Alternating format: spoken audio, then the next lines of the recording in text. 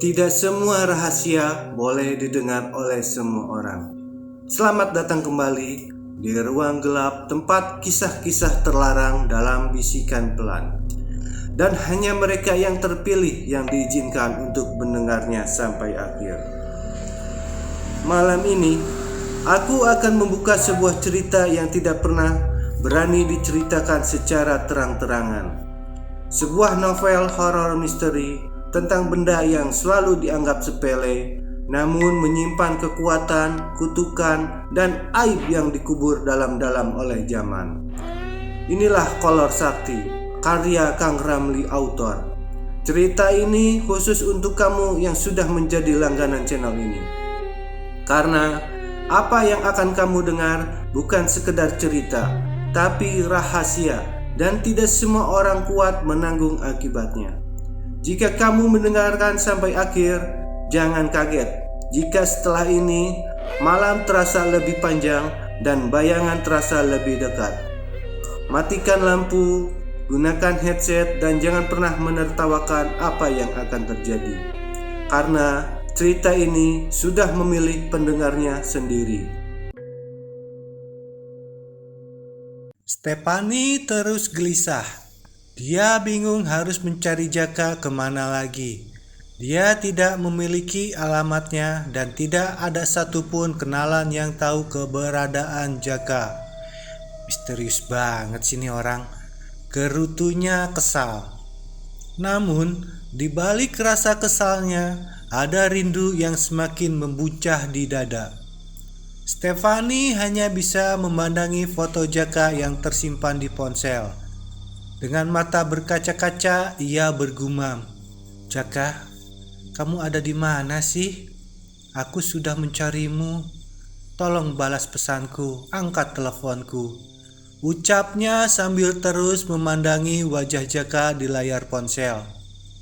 Hingga akhirnya rasa rindunya sedikit terobati oleh foto tersebut dan dia pun tertidur pulas. Sementara itu, Jaka tertidur lelap. Dalam mimpinya dia kembali bertemu dengan kakek berjubah putih yang pernah muncul sebelumnya dalam mimpi.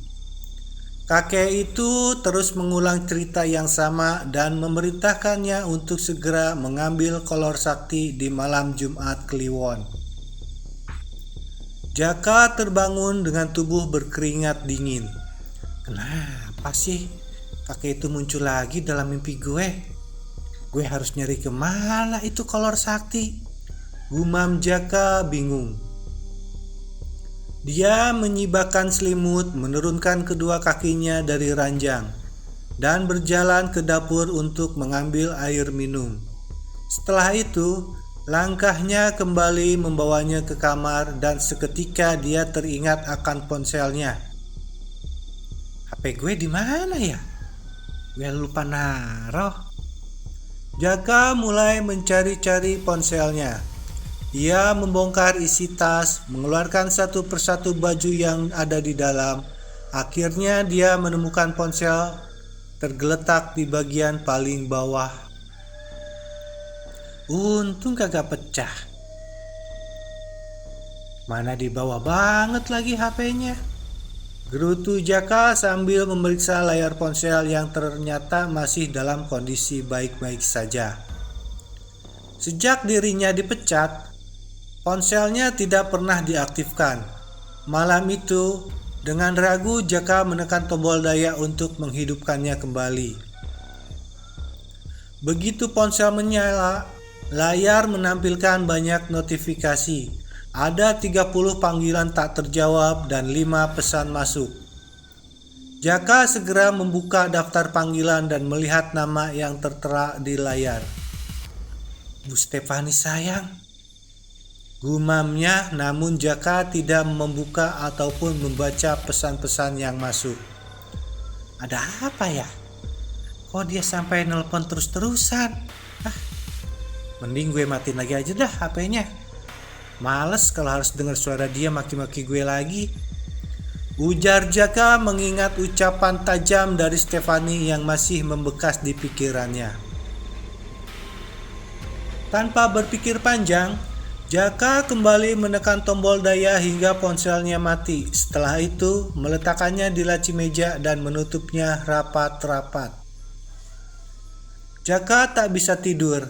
Dia terus menatap langit-langit kamar yang langsung tembus ke genting di atasnya. Karena rumah Nenek Ambar memang tidak menggunakan plafon.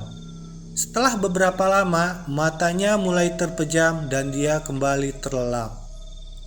Dalam tidurnya, Jaka bermimpi berada di sebuah rumah mewah, disekelilingi oleh banyak gadis-gadis cantik. Dia tak sadar kalau itu hanya sebuah mimpi. Dengan penuh semangat, Jaka berlari mengejar gadis-gadis itu. Setelah berhasil menangkap mereka, dia mengajak mereka ke kamar satu persatu dan silih berganti. Namun, tawa dan keseruan mimpinya terhenti ketika Nenek Ambar membangunkannya. Saat terbangun, Jaka masih tertawa tapi segera menghentikannya. Ya elah, ternyata cuma mimpi, gumamnya sambil mengusap wajah. Matanya kemudian tertuju pada jam dinding di ruang tamu. Jarum jam menunjukkan pukul 5 pagi. Jaka segera mengambil handuk lalu bersiap untuk sarapan. Pagi itu, dia berencana pergi ke ladang untuk membantu Nenek Ambar. Semalam sang nenek sempat berpesan agar Jaka membantunya untuk memanen ubi jalar di ladang yang luasnya mencapai 2 hektar. Dengan semangat muda, Jaka mengenakan kaos butut, celana pendek, dan membawa peralatan ladang. Dia segera melangkah menuju ladang siap membantu Nenek Ambar. Pukul 6 pagi, Jaka dan Nenek Ambar berangkat ke ladang dengan membawa bekal makanan dan minuman. Sesampainya di ladang, Jaka segera mengambil cangkul dan mulai menggali tanah untuk mengeluarkan ubi-ubi yang masih terkubur. Dengan semangat, Jaka terus mencari ubi jalar lalu mengumpulkan hasilnya di suatu tempat. Keringat mulai membasahi tubuhnya, tapi dia tetap bekerja dengan penuh antusias. Sekitar pukul 7, Risa datang membawa rantang berisi makanan. Dia menata sarapan di atas tikar besar yang telah dibawanya. Jaka sempat menoleh dan melihat Risa. Dia menghampiri tunangannya itu dengan wajah penuh keheranan. Risa, nah apa mun urang aya di dieu? Tanya Jaka. Neng terang ti Nenek Ambar. Tadi Nenek Ambar aya ka bumi, mewarang neng ngarencangan ajaka di kebon. Jawab Risa sambil tersenyum. Mereka berdua tampak begitu romantis. Risa ikut turun ke ladang membantu memanen ubi jalar bersama Jaka. Hingga matahari mulai terik tepat di atas kepala, panen itu belum juga selesai.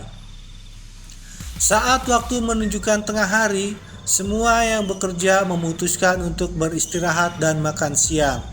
Nenek Ambar yang sudah tua dan tak bisa terlalu lama bekerja, duduk di bawah pohon yang rindang sambil mengawasi Jaka, Risa, dan pekerja lainnya yang masih melanjutkan panen. Pukul 3 sore, pekerjaan di ladangnya selesai. Semua ubi sudah diangkut oleh pemborong. Nenek Ambar berdiri sambil melambai ke arah Jaka. Ketika Jaka menghampirinya, Nenek Ambar menyampaikan pesan kepada cucunya. Jaka, upami nini atos teu aya, Jaka kedah neraskeun kebon ini. Jaka singkah hadenya, ujar Nenek Ambar dengan lembut. Jaka mengerutkan dahi tanpa tidak nyaman mendengar ucapan tersebut. Nenek Ambar, nyarios naon sih? Pokona, Nini calik sing anteng di bumi, kebon mahkeun, ku Jaka nu ngurus. Mugi-mugi Nini panjang yuswa, tiasa ningali Jaka nikah sareng Risa. Balas Jaka dengan tegas namun penuh kasih sayang. Nenek Ambar tersenyum. Dia terharu melihat perhatian cucunya. Dia tahu Jaka sangat menyayanginya. Setelah itu, mereka semua bersiap untuk pulang ke rumah.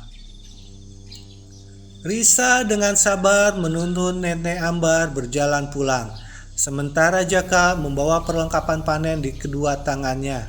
Ia sengaja menyisakan beberapa karung ubi untuk para tetangga. Sebagian hasil panen yang masih dalam karung juga dibawakan oleh para pekerja.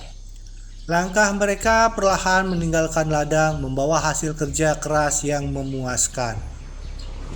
Mereka semua telah meninggalkan ladang dan esok pagi rencananya ladang itu akan dirapikan kembali untuk ditanami jagung.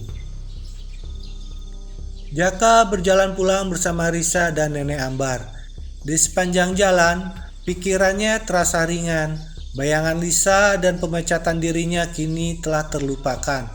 Wajahnya tampak ceria dan bahagia saat bersama Risa tunangannya. Tak terasa, mereka tiba lebih dulu di rumah Nenek Ambar. Jaka mengajak Risa untuk beristirahat sejenak di rumahnya. Risa yang tidak bisa menolak ajakan calon suaminya, pun mengangguk setuju. Sementara, Jaka membersihkan diri di kamar mandi. Nenek Ambar duduk menemani Risa di ruang tamu. Mereka berbincang tentang rencana pernikahan Jaka dan Risa. Namun, Risa mengungkapkan bahwa ia tidak ingin terburu-buru dan lebih memilih menunggu keputusan dari Jaka. Nenek Ambar memahami keinginan Risa. Meski berharap pernikahan itu segera terlaksana, dia hanya bisa menunggu kapan cucunya akan mengambil keputusan. Setelah selesai mandi, Jaka keluar dengan tubuh segar dan wangi. Dia meminta izin kepada Nenek Ambar untuk mengantar Risa pulang. Nenek Ambar mengangguk merestui cucunya. Jaka dan Risa pun melangkah menuju rumah Risa. Di sepanjang jalan mereka berjalan beriringan sambil menggenggam tangan, menikmati kebersamaan mereka. Namun, sesampainya di depan rumah Risa, genggaman itu terlepas saat gadis itu masuk ke dalam rumah. Jaka menunggu dengan sabar di ruang tamu. Sementara Risa pergi untuk mandi dan membersihkan diri. Suasana begitu tenang, namun hati Jaka dipenuhi rasa hangat dan damai, memikirkan masa depan mereka yang kian dekat. Ayah Risa melihat calon menantunya duduk melamun seorang diri di ruang tamu. Dia segera mendekat untuk menemaninya. Setelah duduk di samping Jaka, mereka mulai mengobrol santai. Tak lama, ayah Risa mulai bercerita tentang masa lalunya saat bertemu dengan ibunya Risa. Ayah Risa tersenyum mengenang masa lalu itu. Jaka hanya bisa mendengarkan dengan seksama, kadang mengangguk-angguk, tanda memahami cerita tersebut. Dia tidak banyak berkomentar dan hanya tersenyum. Dalam hati, dia merasa cerita ayah Risa mirip dengan kisahnya bersama Risa. Hanya saja mereka sudah berteman sejak kecil. Obrolan itu memberikan kesan hangat bagi Jaka. Ia merasa semakin mantap menjalani hubungannya dengan Risa. Sembari berharap perjalanan mereka juga akan berakhir bahagia seperti ayah dan ibunya Risa. Pandangan Jaka teralihkan saat melihat Risa keluar dari kamar. Calon istrinya itu terlihat cantik mengenakan rok mini dan tank top sederhana. Wajahnya berseri, ditambah aroma tubuhnya yang wangi membuat Jaka terpesona. Dia nyaris terlena dan sejenak pikirannya melayang, membayangkan betapa beruntung dirinya. Ayah Risa yang menyadari suasana itu segera beranjak dari ruang tamu, memberi mereka waktu untuk berdua. Jaka masih menatap Risa dengan kagum. "Neng, tumben pisan ngangge acut namanya seksi gitu," tanyanya dengan nada menggoda. Tatapan lembut tertuju pada wajah Risa yang kini tersipu malu. "Nah aja, pan ayeuna mah Neng nu gaduhna Jaka. Janten, Neng kedah katingali geulis. Maknya we atuh eleh ku teh ayu," balas Risa sambil menyindir ringan namun wajahnya memerah. Mani gelis euy. Ajaka janji sareng Neng. Upami aatos siap, Ajaka bade langsung nikah sareng Neng. Ucap Jaka mantap. Perlahan tangannya yang sejak tadi gelisah mulai merayap di atas sandaran kursi. Lalu mencoba untuk merangkul tubuh Risa. Namun, Risa segera menahan dengan lembut. Tahan, A. Tacan waktosna orang kikituan. Sing sabarnya, A. Neng kersak ngantosan dugi Neng halal duduaan sareng Ajaka. Ujarnya pelan dan menurunkan tangan Jaka dengan malu-malu. Jaka tersadar dan segera meminta maaf. Puntennya Neng. Katanya lirih mencoba mengontrol dirinya sendiri. Risa tersenyum, menandakan bahwa ia tidak marah. Bagi keduanya, momen itu adalah pengingat akan kesabaran dan komitmen yang harus dijaga hingga hari bahagia mereka tiba. Dari arah dapur, Ibu Risa memunculkan kepala sambil berteriak memanggil anaknya. Risa! Enggal ajak-ajak ka tuang heula, seru ibunya.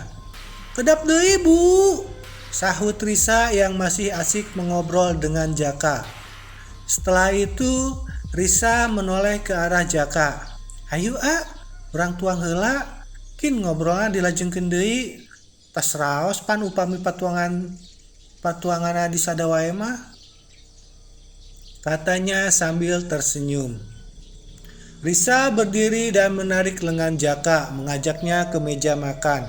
Jaka pun menurut dan mengikutinya dari belakang. Namun matanya tak bisa lepas dari punggung Risa. Pandangannya terpaku pada pinggul tunangannya yang bergoyang ke kiri dan ke kanan saat berjalan. Dalam hati ia bergumam. Dan gue gak nyangka body Risa ternyata bahenol banget. Tak sadar Jaka menggigit bibir bawahnya karena gemas. Sesampainya di meja makan, Jaka langsung mengajak orang tua Risa. Bu, Pak, ayo orang tuang sami-sami, ujarnya sangat ramah. Namun, ayah Risa tersenyum sambil menjawab.